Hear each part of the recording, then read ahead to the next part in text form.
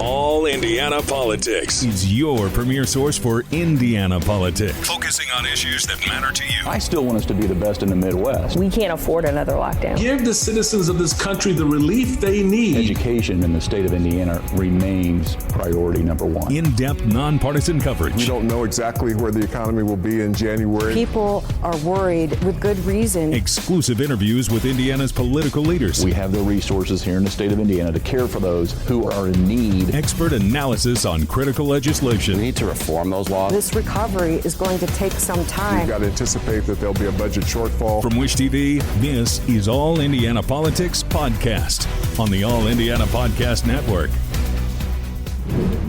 Good morning and welcome to All Indiana Politics. I'm Garrett Bergquist in for Phil Sanchez. President-elect Donald Trump has now filled out his cabinet, at least for the time being.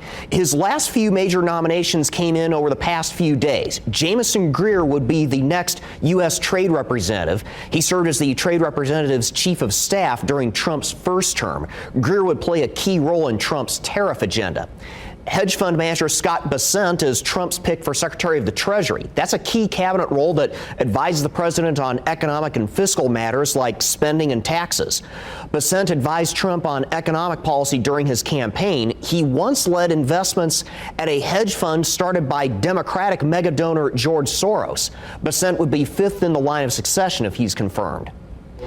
And former NFL player Scott Turner would lead the Department of Housing and Urban Development. He's served in the Texas House of Representatives. He led the White House Opportunity and Revitalization Council during Trump's first term.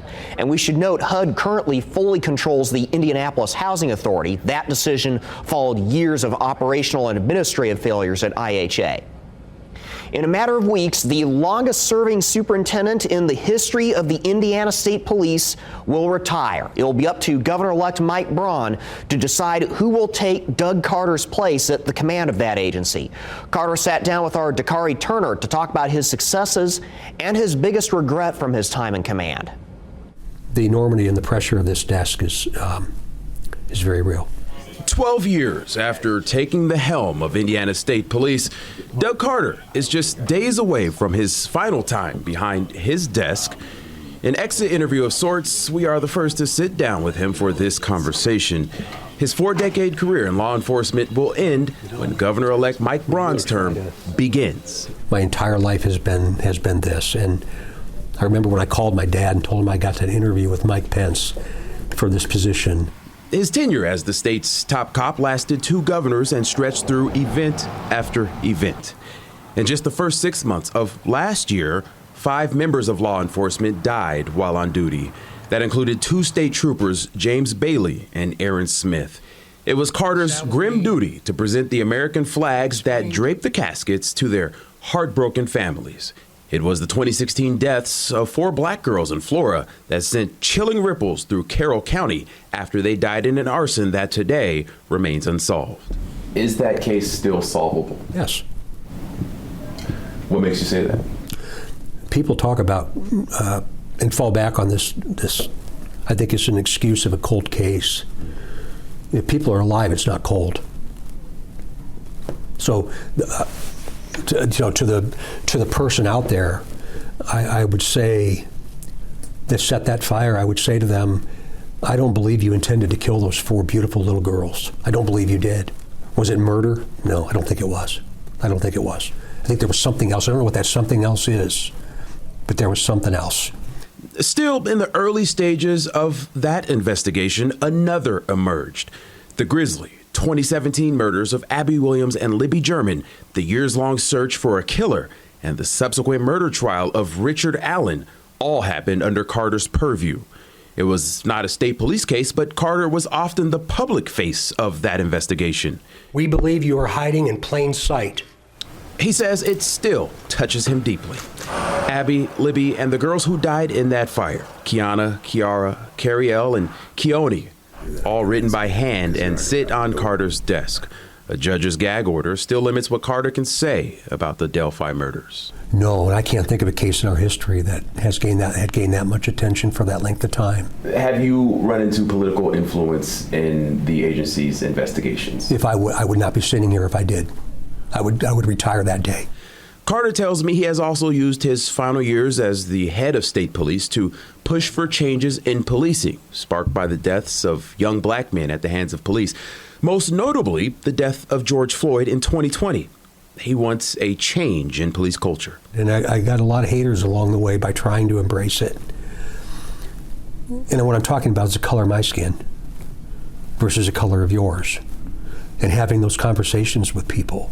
Because what I saw was not okay. And if you weren't a police officer after George Floyd, you don't have any idea. You don't understand. Some people would, as you're obviously aware, look and say, what does this white man know about police reform? What does this white man know about, all of it, right? To those kind of things, what would you say? I don't. Don't expect me to. But I want to understand the difference. We're a damaged profession, and it's going to take a while for us to climb out of that. The microscope that law enforcement policing is under, is it deserved? Absolutely. It's okay. We should not be ashamed of it. Is there one thing you could point to and say, man, I'm glad I accomplished that? Now we have a vibrant and active and alive aviation unit. Our laboratory system, we had a 45-year-old laboratory system, or the capital, the buildings, the availability of technology, the scientists were working in broom closets. I'm leaving the recruitment thing broken. I've not fixed it. And that's one of my biggest regrets. One of my biggest regrets. We have less troopers today in Indiana than we had in 1984 when I started. In the 40 years since, Carter has had lots of time to think about what comes after he steps away. Carpentry, he says, working to carve detailed pieces of wood while retired. As we finish our conversation, he sits behind his own intricately carved desk made by the Department of Corrections. For the next person to sit here, he has these words. For that person, what would you tell that person? Well, I'm going to write him a letter. I'm going to leave it right here on this star and on my badge when I leave. But the crux of that letter is always care about others, not yourself. But I've never done what I knew was wrong. I have never done what I knew was wrong. I made some bad decisions, but never that I knew. Never vindictive. Never with a personal benefit in mind. Coming up, a Northwest Indiana mayor tells us how density and walkability play into her plans to revitalize her city. Welcome back. Michigan City's mayor tells me the city's future begins with more housing and better planning. I recently made the trip to the city near the Michigan line. It's part of our series highlighting the work of Indiana's black mayors. This was once Michigan City's main train station. It's about to become much more than that. We're working on the facade of the parking garage, but now next door you see the establishment of our foundation for our mixed-use retail and housing project called the Franklin. Deitch worked on the project during her 4 years on the city council. Now wrapping up her first year as mayor, she says the city needs both more housing and easier access to services, especially grocery stores and childcare. When you look at housing, we know that we have a gap. We have wonderful home daycare providers that are here, but one of the issues that they're facing is creating the workforce to work in those daycares. Everything that we think about our food desert. With our RFP at 5th and 6th in Franklin, the RFP required a grocery store. Deitch says she has about 1,800 units of housing in the works in all. That includes everything from apartments to single-family homes. All of them will include or be located near key services. Her plans don't stop there. This facility here was my old high school, Elston. It currently houses a non-traditional high school, Ivy Tech programs, and the YMCA. Deitch plans to turn it into a one-stop shop. She wants to add more workforce training programs and childcare services. I want to make sure that the families that are here feel supported and that they have the same opportunities that any new resident will have. A lot of times you hear about you're building all this housing for new people, but what we're trying to do is fill a gap for all residents. Deitch is one of a record 9 black mayors in the state. She says she believes voters elected those black mayors because they felt they were the right person for the job. For us, the pressure is more about what are we going to do for those areas that have not been invested in over time, which happen to be the areas where most of us as African American or black people grew up in. Most of Deitch's projects are still in the planning phase. She's about to submit a grant application to spruce up Michigan Boulevard, and she plans to add more walkability for other parts of town. I think it's time that every part of the city has an opportunity to be revitalized. Coming up, Indiana's best political team takes stock of President-elect Donald Trump's cabinet picks and a looming trade war.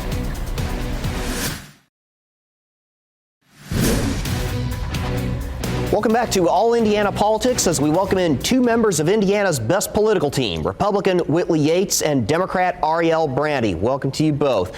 Let's begin with the latest round of tariff threats from President-elect Donald Trump. He says he wants to impose new import duties on goods from China, Canada, and Mexico, and that's unless those countries take tougher action on the flow of drugs and migrants into the United States.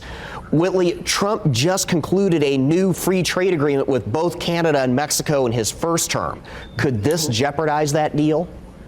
I don't believe so. And when you look at the tariffs that were placed during the Trump administration and then continued through the Biden administration, nobody was complaining about how these tariffs impacted American people. So the fact that there's all this fear mongering around the new tariffs that have been proposed is really just a red herring, because the truth is, as long as these countries are able to reduce the amount of illegal immigrants coming into the country and make sure that they're not doing things that are going to really impact Americans in a negative way, impact our industries, impact our business, specifically our technology when it comes to China, they wouldn't have anything to worry about if they're not doing malicious practices against America.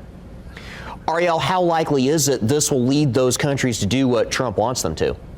I mean, we know that the threats were going to come. I think the biggest thing is this the right direction in order for us to,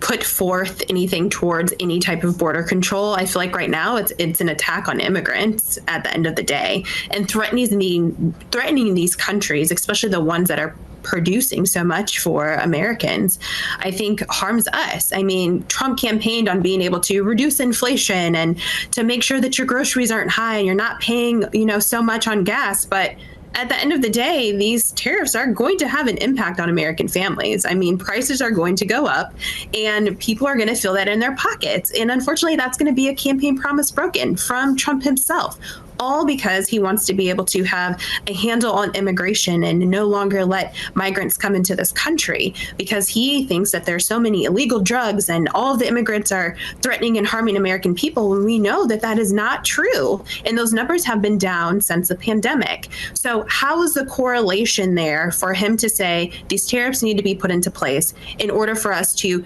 curb immigration flow into this country? It just doesn't make sense. And threatening countries that are helping Americans and have been for a very long time, I don't think that it puts us in a good position as a country at all. Willie, I saw you kind of shaking your head there. I'll let you respond to that.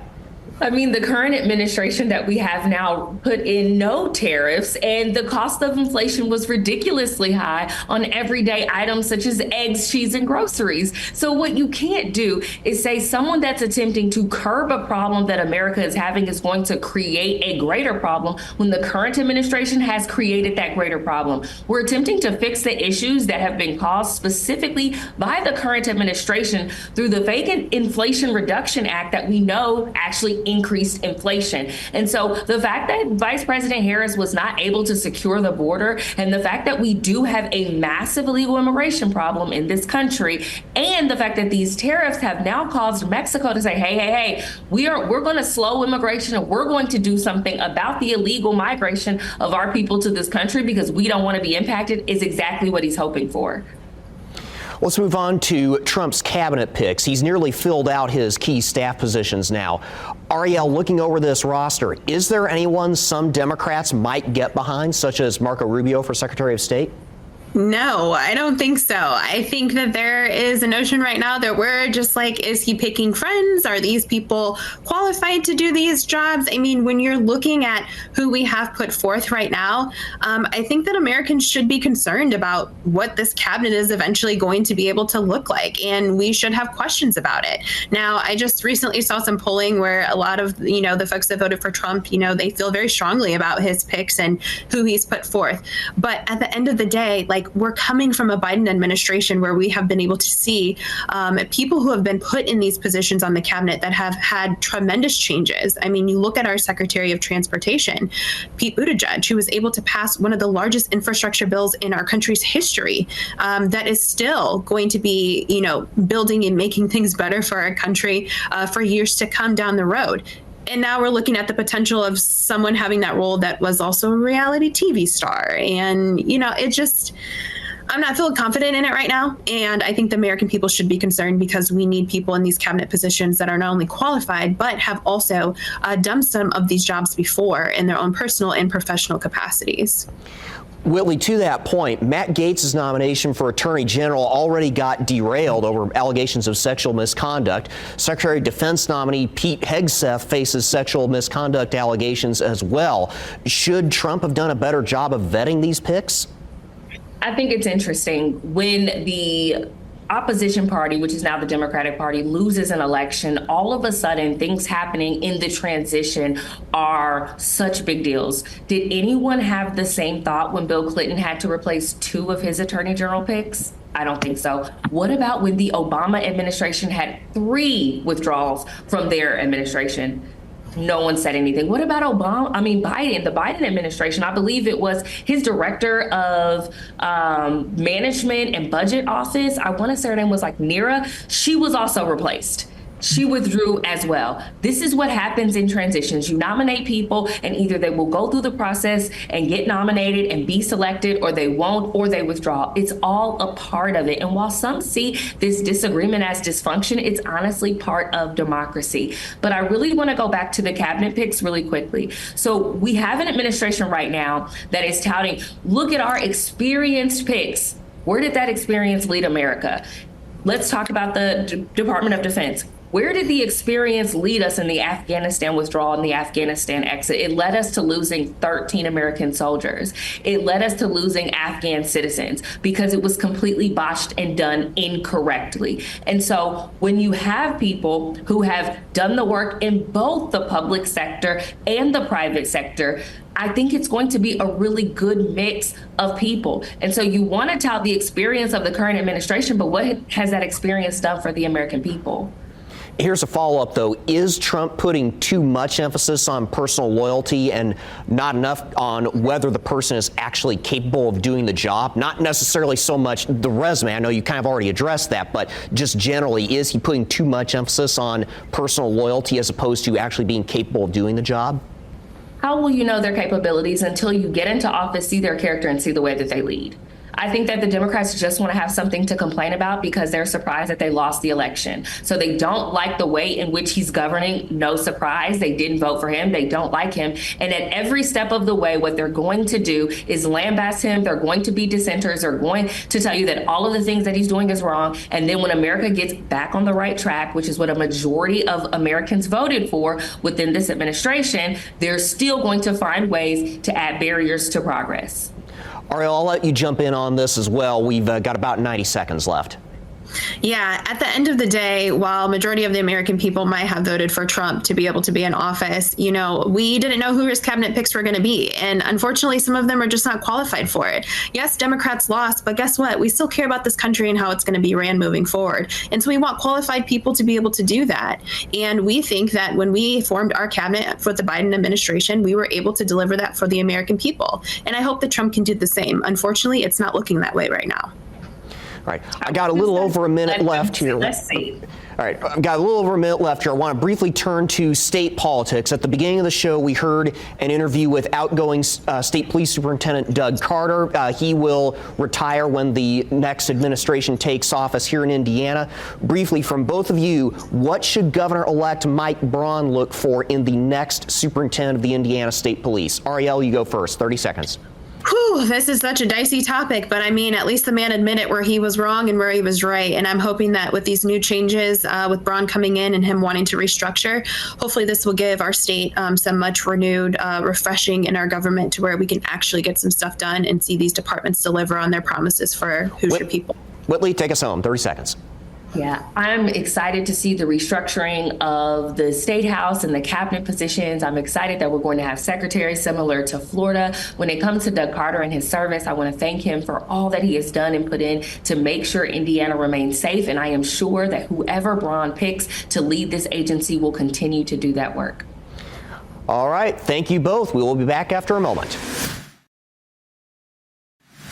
Thank you for joining us for All Indiana Politics. We'll be back here next Sunday morning at 9:30.